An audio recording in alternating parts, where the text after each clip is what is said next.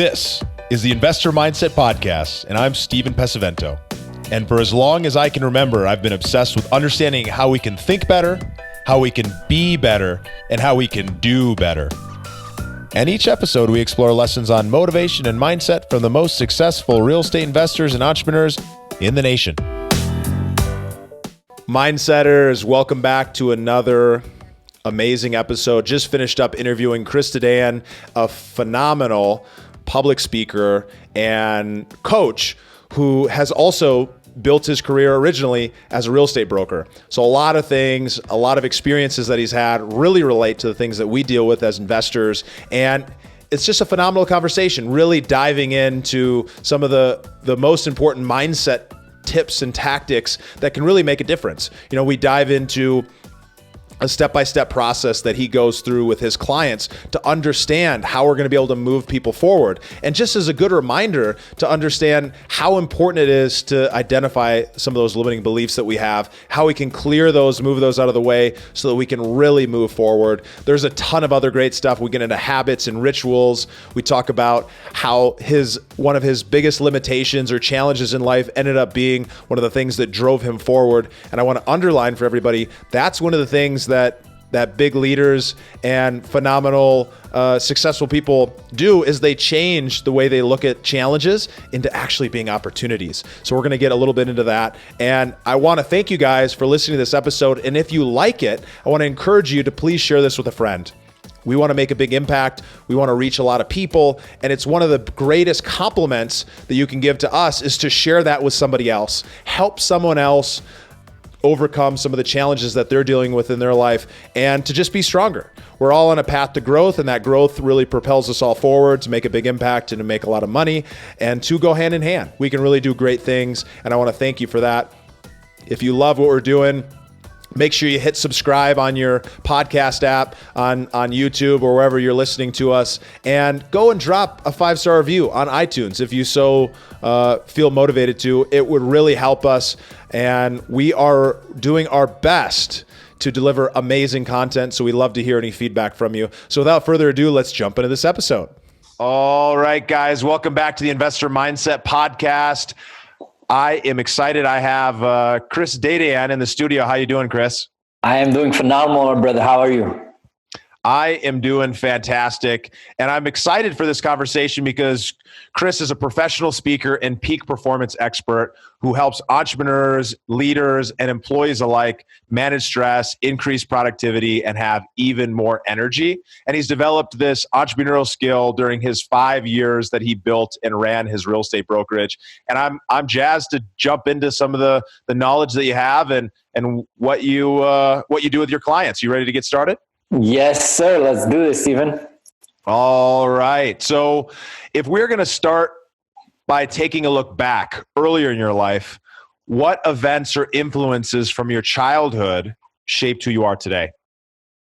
Very good question. And honestly, it's very clear cut for me that answer is definitely my dyslexia. So at the age of 8, I was diagnosed with dyslexia, went through the education system, trying to deal with this learning disability and learn how to learn, to be quite honest. And that really shaped who I am today. And there's definitely layers to that and processes, how I experienced that, how I was comfortable with dyslexia in the beginning. I really wasn't, did not know much about it. All I understood that is I was going to a special school, losing my friends from the previous school. So as a kid, it's a bit more difficult. Then graduating high school, going into the workforce, I had this mindset of, I don't want people to know that I'm dyslexic because I didn't want them to think I was lesser than them or any type of negative connotation that goes with it. And now, literally, it's the reason that I do what I do, which is to serve others and talk about learning disabilities and how to become really the high form peak individual that you can become in every aspect of your life. So yeah, that's essentially the starting point for me. So that's a really big point here. It sounds like this is something that you dealt with when you're a kid, and we all have things, right? We all have challenges in your life, things that really can hold us back. But it sounds like you've reframed that. Tell me, at what point in your life did you realize that this was actually an asset to you, something that is really going to be able to work for you instead of something that's going to be an anchor and hold you back? So that is spot on. And to be quite honest, like that process had started several years before I got into entrepreneurship. That the main thing that really kicked it off for me was in the beginning 2017. I got invited to do a keynote presentation as a dyslexic, how I was with the education system as a dyslexic, and how I was succeeding as a real estate broker with dyslexia. And you guys know, in real estate, there's a lot of paperwork, there's a lot of reading and writing involved, and that's what I was doing with my brokerage company. And people were like, yo, that's amazing, how are you doing it? So when they invited me to do this speech, this was the first time I actually said in an open public space that I am dyslexic, and I'm proud of it. So I'm really pinpointing it to that specific moment when I came out and I said it to everybody. The process had started several years before that, as I failed and I continued and I succeeded and I failed and I continued. It just scaled, amazing over amazingness. So my confidence grew as a human being. Mm-hmm. And then from there, I was able to see that really my dyslexia is nothing else than just a different form of learning. I just had to learn, how do I learn? How do I consume my information? And once I got that down, then I was just, the floodgates open and information just started coming in and really in a positive way for me. It's such a good reminder for all the listeners here and for both of us, just the power of being able to be authentic to yourself and not feeling like you need to hold something back, because it's such a true feeling that people have this fear of like, if people find out who I am or what I've got going, then maybe they're not going to like me. Maybe they're not going to appreciate me, or maybe this isn't going to really work in my favor. And as soon as you opened yourself up and said, you know what, this is who I am, I'm going to start loving myself for that, it ended up really opening up all these opportunities for you, which have now come down your way. Steven, you hit it spot on, my brother. Honestly, I always say vulnerability always wins because you're authentic to yourself. And oddly enough, that exact moment that I was talking to you about, that speech, the person that invited me to do that was actually a speech therapist that used to follow me in high school.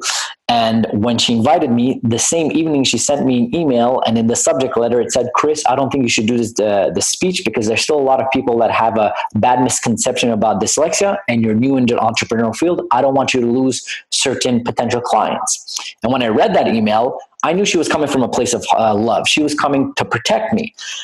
And I wrote to her, I'm like, listen, I actually think I should do this speech, because if I'm not doing it, I'm not helping the kids that are on the school benches right now, the next generation, and my future kids, because we know this is something hereditary. So once you step into your real light and to your real being, like you said, the universe opens up to you in ways that you can't even imagine. It's a dangerous place, really, for kids to start having these beliefs that they're not good enough, or that they can't learn, or they can't think the same way that everyone else. I know myself, I've never really talked about this, but they tried putting me in special classes, and my mom refused to allow it. But I wasn't at a point where I couldn't learn, but there was things that were going on, diagnosed with ADD, a number of other things, which I kind of reject the diagnosis. Now that I'm older and I understand a little bit more about how these things work. But there's something that happens when people kind of go into that place and they start believing that maybe they can't learn, or maybe they have to have somebody else help them, or they have to do this. And so I'm grateful that she protected me from going into that space. My life probably would have been easier if I could have kept the same belief that I can learn and still had the help, because later in life I ended up, accepting it and got kind of the assistance that I needed to really learn how I learned. And by you going out and speaking and being able to share your story to these kids, you get to be that person who they look up to and say, hey, well, if he can do it, I can do it. And honestly, that's all people really need. They need that opportunity to be able to look up to somebody who's been where they're at, but has gone much farther than where they think they can go. 100%. And to be quite honest, we mentioned over here for the kids, which is a huge aspect, but it's not only for the kids, it's every single human being, adult or not. What we're talking about here is one of the main things that I work with my coaching clients right off the bat. It's their limited beliefs. So it really boils down to, what is your belief with every single situation? And whatever your belief is your belief. So it would be 100% right for you, even though that is not reality, or it is reality. but it's actually your reality because you're believing in that. So in that example that you said, Stephen, about you in the beginning, you didn't know what it was and you were kind of repressing that diagnosis of ADHD or ADD, sorry, you mentioned. Afterwards, when you got older, you realized, okay, wait a minute, this is just a different form of learning, and you just got the help that you needed, and that made you flourish. So that's the aspect in itself. It's really understanding what are your beliefs, understanding is that good, is this a belief that's empowering me or disempowering me? And then from there, you kind of take the help or the things around you to really help you out to succeed. So kudos on that. I think it's like my superpower, and it sounds like it's been yours as well. When 100%. you have something like this and you're able to hyper focus and really dive in deep to something, that's something a lot of folks can't do. You just have to learn where your limitations are and how you can really skirt around them. So I know we've been diving deep into something that you're super passionate about, but why don't you tell us a little bit more about what your primary focus is? What is it that you do? What's your craft these days?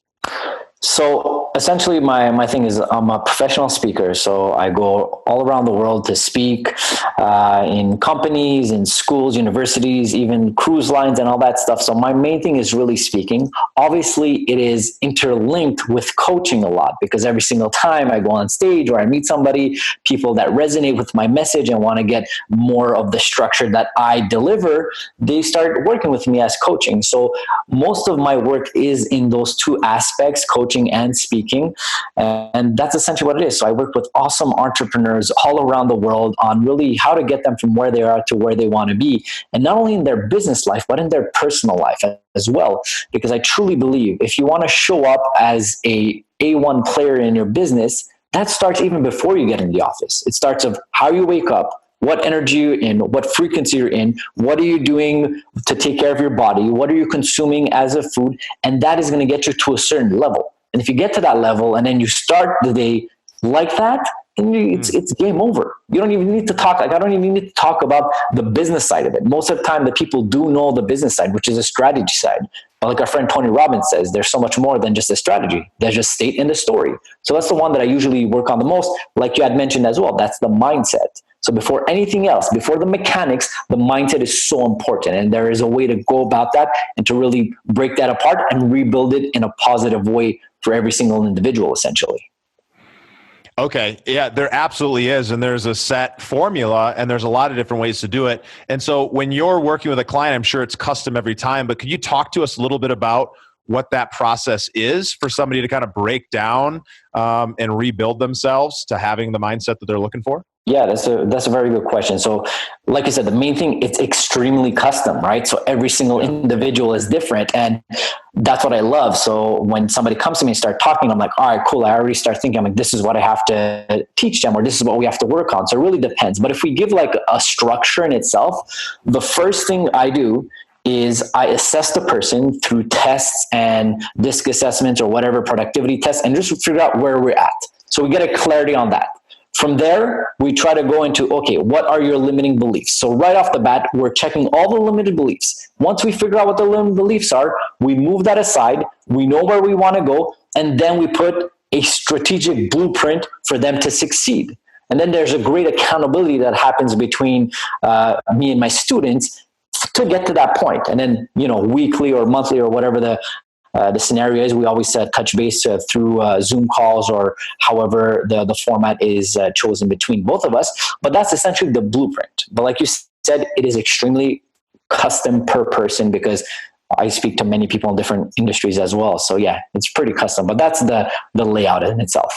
It's such a good reminder for everyone here that whenever you're going through a challenge or a problem or something in your life, like there is a formula to how do you get out of that. And the more that you learn about that these formulas exist, when I'm working with my clients and, they're just starting out in real estate, or maybe they're at a level where they want to go to a whole nother level. They're like, I've been doing deals, but I can't seem to get it systematized. There's usually something internal that's blocking them much more than the strategy piece, because everyone knows the strategy, everyone knows the tactics, but nobody ever comes being like, you know what, it's actually me.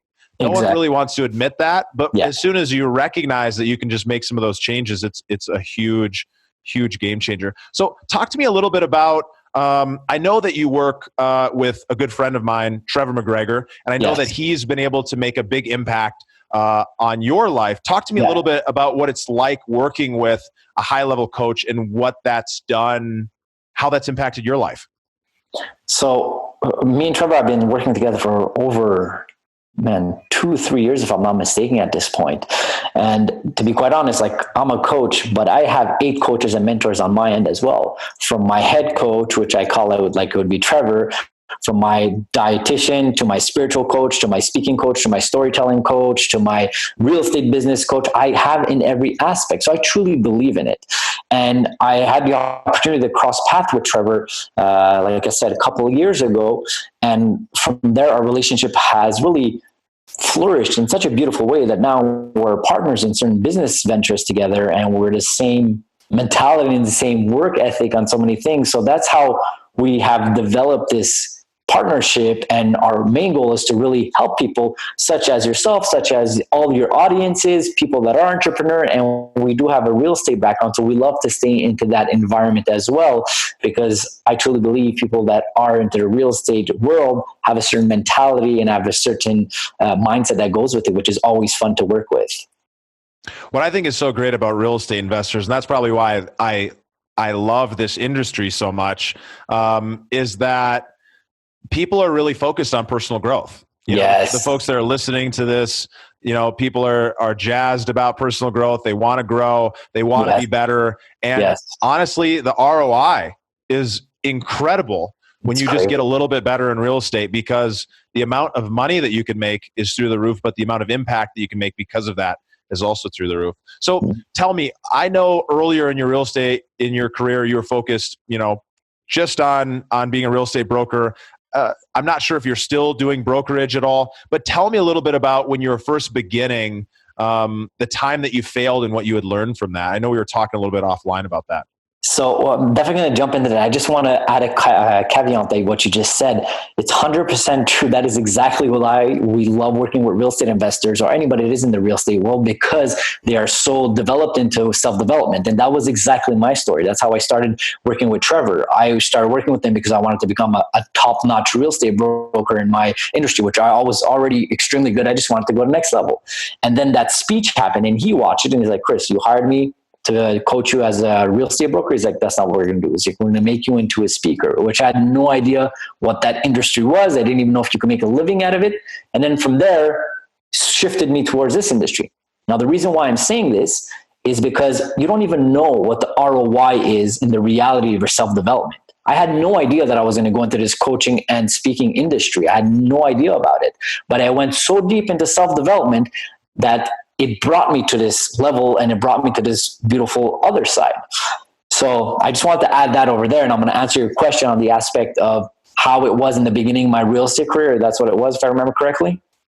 Yeah. I mean, so first off, that's so true. You don't really know where you're going to end up, which is amazing. And so it's fantastic. So re-asking the question, talk to me a little bit about early in your career. We had talked about a failure, a time that you're focused on too many things, and coming out of that. So yeah, definitely. When I started real estate brokerage, I was new in the industry, and I really went in because I had this love for real estate. And to be quite honest, the first thing I decided to go in there as well is because there's a high form of wealth creation through real estate. Let's be honest, right? And there's a lot of people that go into it for that, which is good, but it cannot be the only thing. If you're looking at it as just making a buck, you're not going to succeed in a highway. I guarantee you that. You have to be there looking at what value am I bringing to the marketplace and to the people that I'm working with. Once you look at towards a value-driven business, then the abundance will follow. So for me in the beginning, I was doing my real estate brokerage, and I was starting another company in the States that had to do with real estate investing. I was doing both at the same time. I was new into both things, and I was, without saying, kind of doing both half-ass, until somebody really clocked me, hit me in the face and be like, "Yo, Chris, stop doing like both, pick one, stick to it, and develop that." And that's what I did. So I pushed away the real estate investing side on the United States side. And I'm like, let me concentrate on over here. Let me become the best broker I could become. Let me learn what I need to learn with every single nuance of the real estate market. And then let me go forward. And that's exactly what happened. When I pushed that aside, after that, my business blew up. And then I was able to go back into other investing opportunities. But before doing that, I had to build this solid foundation before going to the first, second, and third floor of my business. So you were trying to learn two things at the same time. You're trying to be great at two things at the same time before you were amazing at either one of them. And you realized it was actually holding you back? Yes, especially in the beginning. Let me put a caveat on that. So there's a compounding effect, like in anything, right? In the beginning, it takes a lot more effort to get that knowledge, to put yourself, to position yourself in that marketplace. So it's so much easier and a lot more efficient if you have this tunnel vision towards that one thing that you're going towards. Once you succeed at that one thing, more opportunities open up. And at that point, you could have several things at the same time, but it's really step-by-step process. So that's what exactly happened with me. In the beginning, I'm like, let me concentrate on this. And then as I opened up, because I was succeeding, more opportunities came, and then I was able to do several things at the same time. It is such a huge problem for real estate investors and for all the listeners right now. I mean, take this as gospel that you need to, if you're just starting out, or even if you've been doing this for a while, if you're doing more than one thing, you're doing way too many things. Yeah. Two is like the absolute max because you have to build that foundation. I've been doing interviews, client interviews to understand what people are dealing with in the real estate investing sector for a project that I'm actually working on with Trevor. A mindset mastermind to help people kind of break through some of the challenges that they're dealing with and really get themselves on the right track so they can take those tactics and put them into action. But one of the biggest things that I realized from those conversations, and I kind of had a hypothesis about this because I was in the same boat, is that so many of these people are like, oh, well, I've got one company here and I've got another company here and I've got this partnership over here and I'm doing multifamily and I'm learning about that. And I'm learning about single family. And frankly, they're not doing a great job at any of them. They're doing they're making some money in each little sector. But if they shut down all of that and just took one of them down, maybe two that were in the same exact space, they would go so much farther faster. But what's the advice that you give to people on how to go about deciding? Because sometimes you're like, well, I've got two really good things going. Like, how do I put one of them down for a little while to really be able to move forward on the other? So that's a great question, and it is very specific per person. But the best way I could explain it, and I could suggest for your listeners to do, and anybody should do, is really have a systemized business and a systemized life. So what I mean by that is, if you have many things going on at the same time, but you're not somebody that's organized with your agenda, you're not somebody that's organized with what time do I need to do for what thing, or my productivity, or what time do I get up, then everything is going to be a bit chaotic in your life. You're going to be like a fireman. All you're going to do is put out fires left and right, left and right. At the end of the day, you're going to feel like, oh my God, I did so much because I was busy. But in fact, if you take a step back and you look at it, you were not productive at all. So for people to be efficient at those levels of doing many things at the same time, they have to have this crazy structure in place. Now, what I mean crazy, it's not impossible. It's extremely possible. You have to switch certain things here and there. So the best thing I could tell anybody, even before dropping one thing or another, is really look at how are they structured in their productivity with their time, and what are they allowing their time to be filled up with. It's as simple as that. And yes, there has to be some personal time given away, let's say, or has to be some things that you might not want to do, but you're going to have to do. Like, for example, waking up 15 minutes earlier, going to bed a bit earlier so you could have more energy, maybe eating the proper quantity of food with the proper nutrients so you can get that energy to do those long days. So certain things like that will help you out in the long run. So that's what I would literally suggest on that end. That's huge. That's some really big advice there. So we're getting near the end of the show here, but one thing that I'm really curious about is why you've succeeded in an industry that's pretty challenging when so many others have failed. So talk to me a little bit about that. Man, great question. I mean, I would sum it up to one word, which is relentless. I just never give up. And that's something that I literally learned from being dyslexic. I understood that, listen, I'm not better than anybody. I'm not smarter than anybody. I'm not prettier than anybody. The only thing is I'll know how to work and work properly. So when a difficulty comes and I quote unquote fail at it, if I just get up and I continue, it's actually not failure. So just always continue. For that to happen, you have to pick this one thing and just go with it. So that's what my answer would be. Just, I'm somebody extremely relentless. That would be the main thing. And then after that, I'm extremely great at systemizing my life and my business. So more I systemize it, more I could take a step back out of it, and the business is rolling perfectly because I put systems and structures in place. So that's what would be the answer. Yeah, so many people just have to remember that they have to take control of their own life. They have to be able to put those habits and rituals in place. That's huge. I have a full keynote just on that, the right results to the right rituals. Like, people pay me specifically on that. I break it apart A to Z, and then we kind of go into that. And yeah, like I said, most of the things, go read up all like the successful CEOs. All that happens before 9 a.m. That's where the main rituals happen. And then the last hour of your day. If you control the first hour and the last hour, I guarantee you everything in the middle is going to feel like nothing for you. So how would you define success, and what's success to you, Chris? That is a very good question.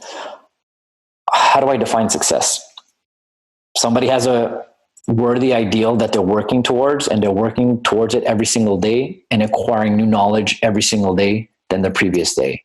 So let me repeat that. Success for me is not a number, because I've actually chased that number thing thinking it was success. I've gotten it and I'm like, this is not success. So success for me is having a worthy ideal, which is a goal, a value, what I want to give back to the society, and working towards that goal and value every single day as I'm getting incrementally better throughout time. And those increments could be extremely small, they could be large, but I'm working towards it every single day. So that's what a successful person is for me. And that could be in real estate, that could be your successful mother, successful teacher, successful person that picks up the garbage, whatever it is. As long as it's your goal, the reason why our creator put you on this planet, and you are respecting it by doing that, then you're a success in my eyes. And do you feel successful? Yes.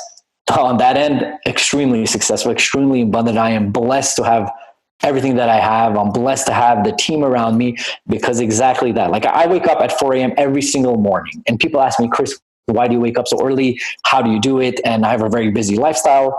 And the honest answer is, everything I do is predicated on my ambitions and goals. My ambitions or goals are so big that they predicate me to do these things. But I wake up with a joy and smile, because I know that what I'm doing is to give great value to others and to really put my footprint on this beautiful blue planet we live in. So that makes me wake up with a smile. So definitely. Sounds like you're driven to do some really big, some really great things. Yes, sir. Just the beginning. So tell me, what are some of your keystone habits, the things that you do on a daily basis that help you lead to living a great life? So right off the bat, I wake up at 4 a.m. every morning. I meditate anywhere between 30 to 45 minutes in the morning. After that, I have my little thing of, okay, I drink my green tea, getting in that thing. Then I go into my affirmations, the I ams. I read that. I really change my physiology to get ready for that day. I read my yearly goals, and then I sit down, I journal. So then I place my 3 targets that I want to hit in a day. So only 3 things I need to do. If I do these 3 things in a day, I had a successful day. Then I take time to set intention on what are my goals for the activities in my day. So if I have meetings, what are my intentions for that meeting? If I'm working with a client, what is my intention with that client? If I have a podcast with Steven, what is my intention during that 30 minutes I want to spend with him? Once that is done, I'm already helping my reticular activating system, which is a part of my brain, to look for these answers and to guide me towards the right direction. And then once that's done, I'm at the gym at 6 a.m., 6 to 7:30, I'm doing CrossFit, come back, shower, 9 o'clock, I'm in the office, usually a bit earlier too, starting coaching clients and all that stuff, or other work that I have to do. Sounds like a very specific ritual. Yes. And I assume you never miss a day? No, wait. Do I not miss a day? I would lie if I say I don't miss a day. We are humans. Our imperfections is our perfection. At that point, probably anywhere between 85 to 95% of the time, I'm exactly there. There are certain times it's a bit more tough. Like this weekend, actually, I flew back in Monday from Vancouver, Canada, and that's West Coast time. I'm in the East Coast of Montreal. I came back and I was 3 hours difference. I was there for 4 days for a seminar that I was a part of. That took some time to readjust. I'm not a robot. I can't get back up to the 4 a.m. because I had a 3 hour difference. So it's okay. As long as you don't put yourself down and you accept that. These are guidelines. Mm-hmm. So it's okay to go left and right. To sit down and say, this is the exact thing I do 365 days a year, I would lie. But if I'm telling you I'm doing this for 255 days, that is a win, my brother. That is a win. So that's the honest way to look at it. And that's why I talk about my rituals and my habits, but I don't try to talk about it too much, because for anybody else that's going to listen to this, they're going to be scared if they wake up like, I don't know, at 10 o'clock. I'm like, this guy's crazy. But it took me years to get to this 4 a.m. waking up. Literally, it took me years to work it. Okay, what works in my body? What doesn't work? How can I wake up? What alarm clock do I need? This is all things that I tried. My diet, the same thing. My workout, the same thing. The way I learned, the same thing as well. I went on a solid rant there for you. So I love it. This is the stuff I love to talk about. That's why I do the investor mindset. So yeah, keep with all the passion about all of that. So what I'm curious about is, because some people are going to feel a little bit overwhelmed. You don't have to be there day one. That's critical here. You don't have to be there day one, but you do want to work your way towards there. So I'm curious, and maybe you don't have an answer here, but if you were going to miss doing some of these things on your list, what are the most critical things, the ones that you're like, I can't, I'm not going to go a day without doing this, or I'm not going to go a day without spending time doing this activity? Is there any on the list that you're like, these are a must? So that is an amazing question. Once again, instead of one or the other, what I have is so I structured myself with a 2-day rule. So if I lose a habit and I don't do it for 2 days, that's perfectly okay, as long as on the 3rd day I bring that back. Because more than that, then I'm creating a bad habit, because habits are replaceable. So if you have a bad habit, you want to take that away, you have to replace it by a good habit. And if you have a good habit, that could be replaced by a bad habit. So example, imagine I miss meditating 2 days in a row, the 3rd day I'm like, all right, I got to get this done. So there isn't one specific thing. Obviously, my top ones would be working out. Like, I have to break a sweat at least once a day. You're definitely seeing it. I'm hyperactive, so I definitely need to get that energy burnt a bit. So that's the way I would look at it in general, the 2-day rule for me.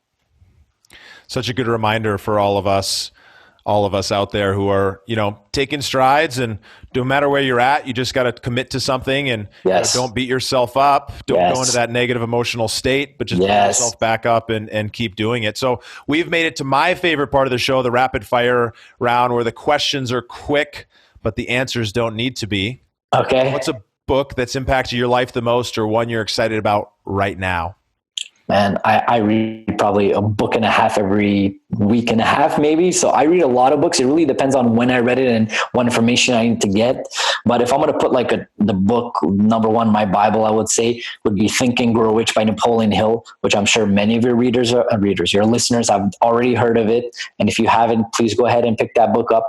It's a staple of all self-development books. So yeah, that would be one. And like a bunch of other books. You see all these books back here on my bookshelf over here. So yeah, all about books, man. That's the best way to get any type of knowledge personally, I believe. Think and Grow Rich is a phenomenal book. Everyone should definitely check it out. What are one or two other ones that come to mind? Because, if you're a voracious reader, out of all the books that you're reading on a regular basis, which ones kind of stick out and say, oh, well, that was actually pretty impactful? Yes. Okay, cool. So that's a great question.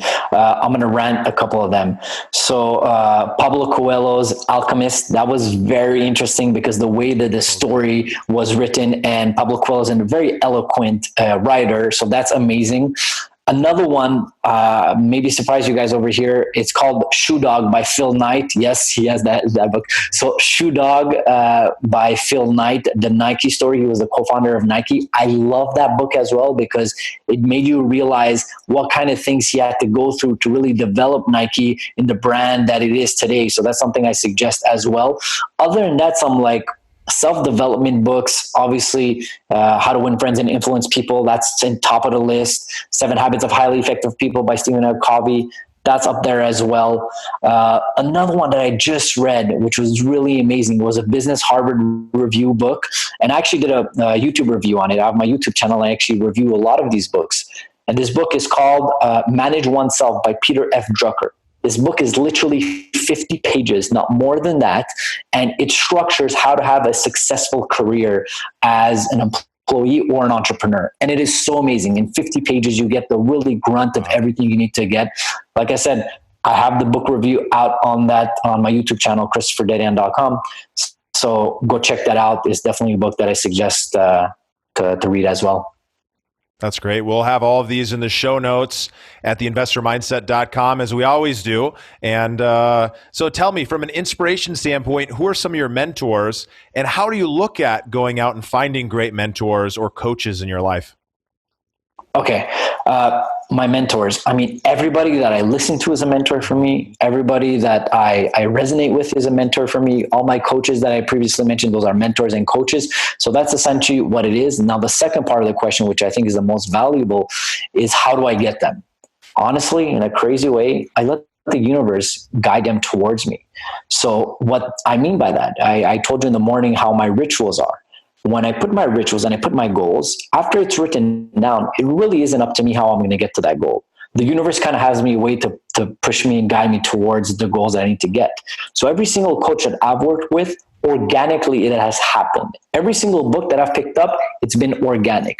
So the best way I could suggest that, kind of let your intuition guide you towards that. Let your intuition listen to the people that you need to listen to. And if like, oh, you find that person cool, go check them out.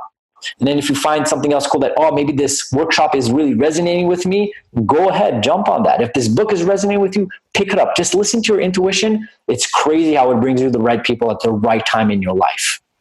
It's a powerful, powerful, powerful way to think. Yeah. Absolutely, 100%. So finally, in closing, purpose. What drives you to live your best life every day? Oh, man. So for real, the two main things that drive me in my life is very simply my goals and ambitions. And my goals and ambitions are so big. If I tell my number one fan, which is my mother, only 1/8 of the goals and ambitions I have, I think she would think I'm crazy. So that's how big my ambitions are. They scare the shit out of me. One, and second of all, is my fears. So every single time I get afraid of something, I jump in it. So I don't use fear as an indicator to stop. I use it as an indicator to go. Now, just to make sure, there's a difference between fear and danger. So I just want your listeners to be aware of that. There's a difference there. When I'm talking about fear, I'm talking about, imagine you're in an office and you have an idea and you want to talk about it, but you're like, oh, wait a minute, what are the people going to think? That's a moment that you jump on it. When there is a pretty individual on the other side of the bar and you want to go speak to them, you go speak to them. When you have an hesitation to sign up to a program and you're like, oh, I'm not sure, you jump into that program. So that's the fear that drives me and my ambitions. And the main thing out of all of that is because I want to give great value to my tribe and to the people that I work for in every sense of the way. So that's what the answer would be. Wonderful. Wonderful, wonderful. So this has been so much fun. I definitely see a round 2 coming at some point in the future. Yes. Love talking to you. So, where can people find out more about you or get in touch? So they could go on my website, ChristopherDedeyan.com. If they ever want to book me for coaching or speaking, all information is over there. On all social media, I'm at Christopher Dedeyan on that end as well. And you can go check out my YouTube channel. Like I said, I do a bunch of book reviews and vlogs and certain things like that. So it's at Christopher Dedeyan on YouTube as well. Amazing. Well, this was such a pleasure getting to know you a little bit more. And I look forward to the next time we get to hang out. Yes, thank you very much, Stephen. It was truly a pleasure. And like you said, it'll be my pleasure to come back for a round 2. What an incredible episode. I hope you guys enjoyed that as much as I enjoyed putting it together. And I want to tell you about this incredible program that we're now releasing. We're putting it out live, and I want you to be a part of it. If you happen to be a high-level real estate investor who's really pushing things to the next level, who want to get the most out of their business, they want to take consistent action on a regular basis and work from a place of clarity so you actually can end up at the outcome that you originally got into this game for. I don't know if you're anything like me, but I know when I got into real estate investing, I had planned on doing this so that I'd get passive cash flow. And I got distracted along the way. And I got distracted with things that were incredible and amazing, and I grew like crazy. But sometimes we got to get back to that core. What are we doing this for, and why are we doing this? And there's so many things that we're learning in every single episode that we need to start applying in our daily basis every single day. So what I've put together, and I've brought together an incredible mindset coach who has been doing this for years and years, has 25,000 hours, previously worked with the Tony Robbins organization and many others, and is going to be delivering and training us. He's agreed to do this in a small group setting. So I know a ton of people are going to be interested, and there's very limited spots available. This is not full scarcity. We're only going to take 15 people for the first group. So please make sure you head over to the website, theinvestormindset.com/action, so you can find out a little bit more and add your name to the wait list so that when we're ready to pull you in, we can start having that conversation and decide if you're a great fit. I know the power of this stuff. I've invested tens and tens and tens of thousands of dollars in order to grow myself and my business to the next level. And that's exactly why I'm so grateful that we're going to be bringing this out live and really making a big difference. So join us in this mini mastermind online, this program, and let's help do some incredible things together. Thank you for listening to the Investor Mindset Podcast. If you like what you heard, make sure to rate, review, subscribe, and share it with a friend. Head over to theinvestormindset.com to join the Insider Club, where we share tools and strategies from the top investors and entrepreneurs on how to take it to the next level.